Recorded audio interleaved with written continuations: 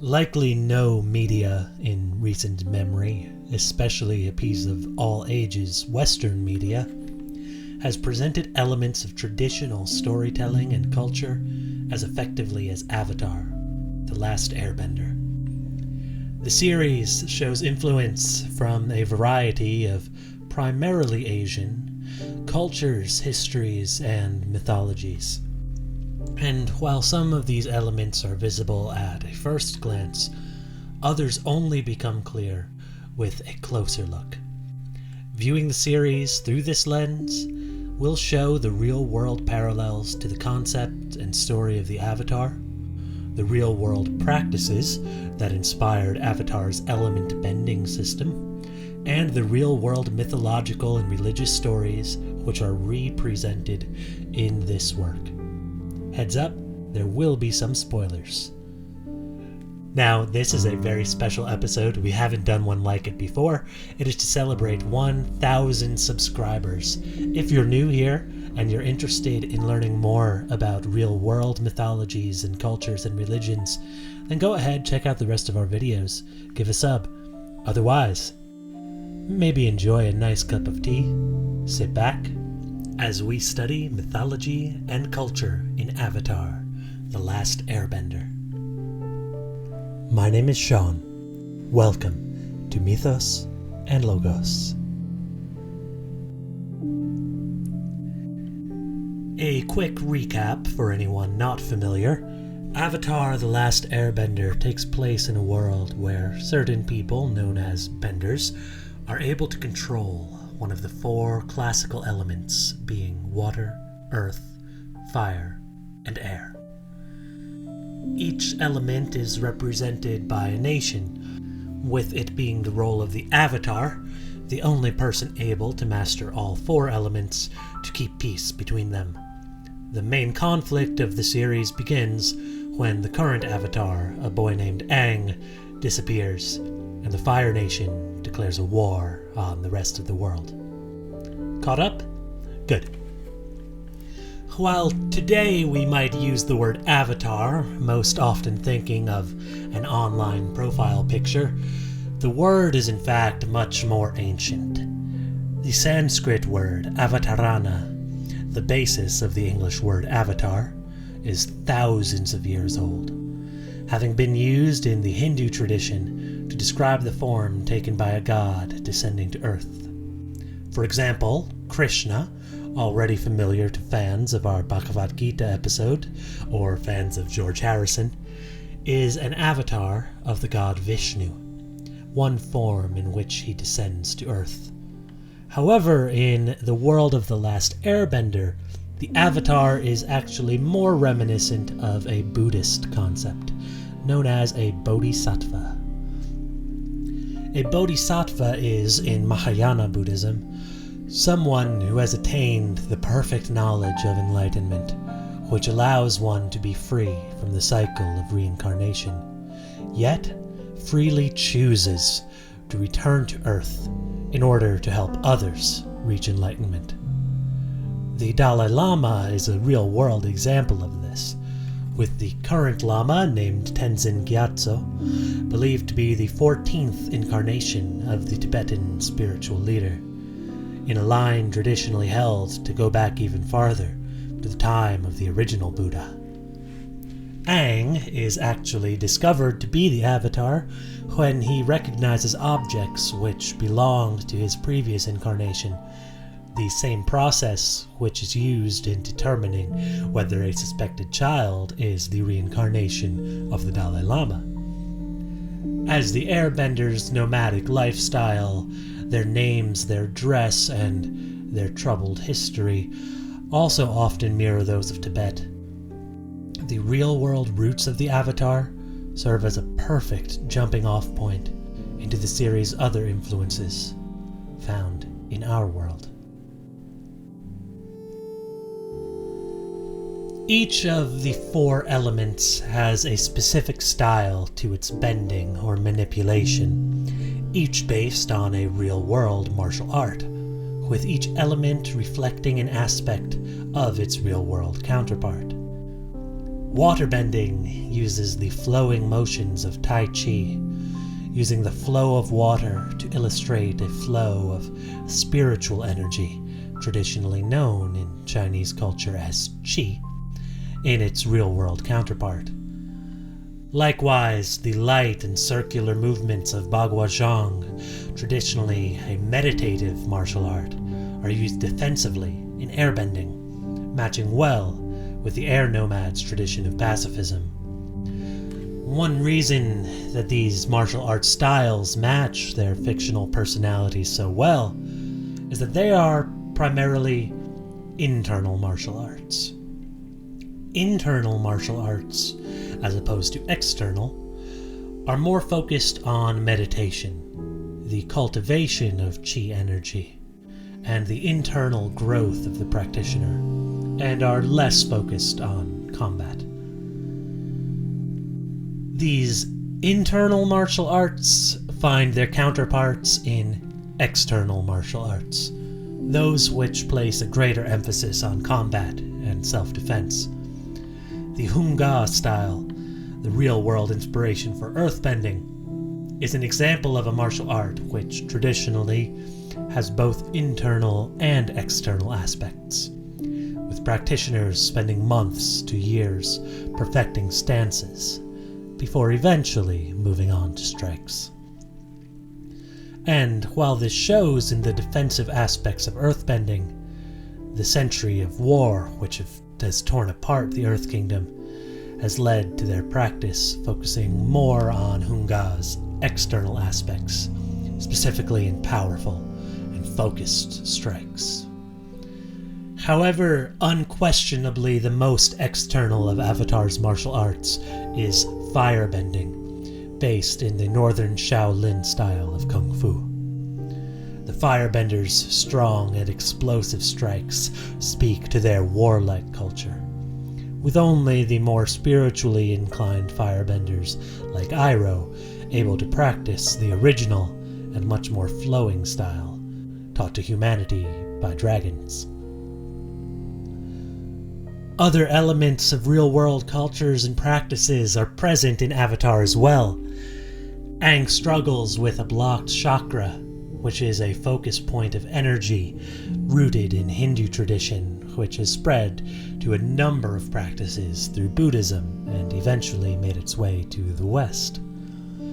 In Avatar, this once again relates to the traditional Chinese understanding of Qi energy, as the character Ty Lee is able to strike specific points on opponents' bodies to block the flow of Qi and remove their bending ability.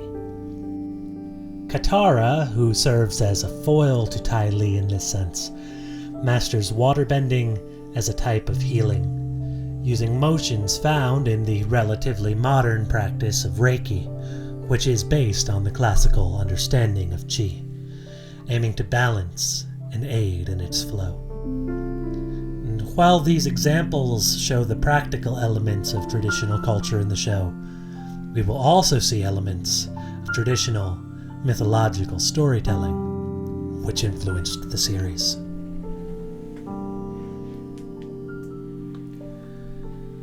The world of Avatar: The Last Airbender is home to a number of fantastic creatures with mythological significance, as well as events which mirror traditional stories. Of Avatar's creatures, the dragon is likely the most recognizable. Iroh, for instance, is called the Dragon of the West, a title which is clearly appropriate when one considers the characteristics associated with Chinese dragons. Unlike their greedy and menacing Western counterparts, dragons in Chinese culture are highly esteemed, symbolizing achievement, authority, bravery, and prosperity. This symbolism explains why the dragons are able to teach a more pure form of firebending, and why eventually Zuko is accompanied by a dragon as Fire Lord later.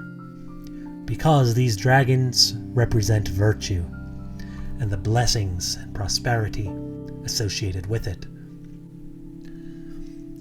This is also the case for the lion turtle, a mysterious, grand, and ancient creature, which teaches Aang to control the very life energy of another by having an unbendable spirit himself. The lion turtle, visually, is a faithful recreation of a bishi, another Chinese mythical creature, and technically type of dragon, whose unwavering nature sees it featured on statues and as a guardian of tombs, memorials, and other important and sacred sites. Other creatures, such as those of the spirit world, draw influence from Japan's Shinto tradition, where spirits will serve as personifications of or guardians of certain areas, such as the forest guardian and panda spirit Heibai. The spirit's insistence on respect and harmony in humans' interactions with the world also present traditional Shinto values. Yet, the most direct mythological parallel in Avatar: The Last Airbender comes from one of the series' most beautiful moments, at the climax of Book 1. Fans of the show are likely to remember Yue, the girl whose life was saved in infancy by the spirit of the moon, and how, when the moon spirit was killed by the Fire Nation Admiral Zhao, Yue returned the gift of life that the spirit had given her, sacrificing herself to become the spirit of the moon. And while Yue's sacrifice and metamorphosis is unique in the world of Avatar, she does have a parallel in our world, in the Chinese story of Chang'e. Every autumn, the story is told throughout China of the archer Hu Yi and his wife Chang'e, how in ancient times 10 suns surrounded the earth, not just one, making it far too hot for life.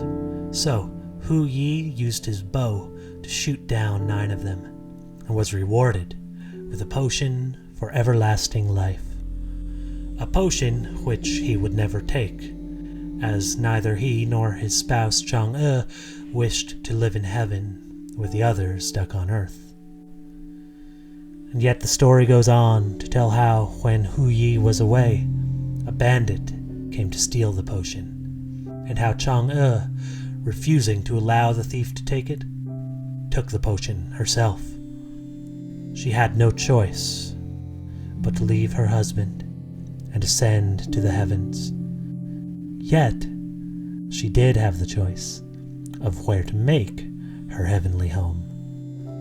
So Chang'e went to the place where she could be closest to her husband, even if it could no longer be in this world, living on as and becoming the goddess of the moon. My first girlfriend turned into the moon. That's rough, buddy. Just as Yue's presence carried on in Avatar, appearing to help the protagonists later in the series, likewise Chang'e lives on today as the namesake of China's lunar program. While any single essay can only hope to touch on some of the numerous themes in a work as deep as Avatar: The Last Airbender, this piece gives a look at the series' mythological and cultural roots.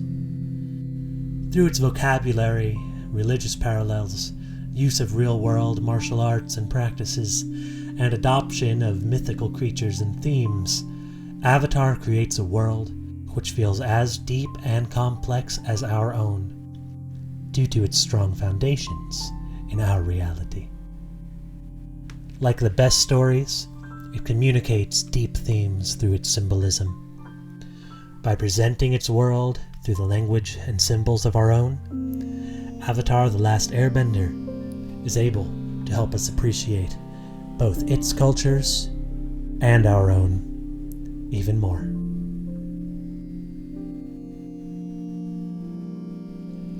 thank you so much for joining. This video, our first modern mythos, is a special celebration because we have reached 1,000 subscribers on YouTube. If you're listening on Spotify, Apple Podcasts, or another podcast streaming app, go ahead and check out the YouTube video so you can see accompanying visuals from the series with this episode. That's online and available at www.mythosandlogos.net. I really am excited to hear your thoughts on this, and also excited to let you know that very soon will be our 1,000 subscriber question and answer. I'm working on that as we speak, so if you have any questions you'd like to ask and try and get it in the last minute, that comment section is going to be a good chance. I appreciate so much this wonderful journey that we're on, and hope to see you next time.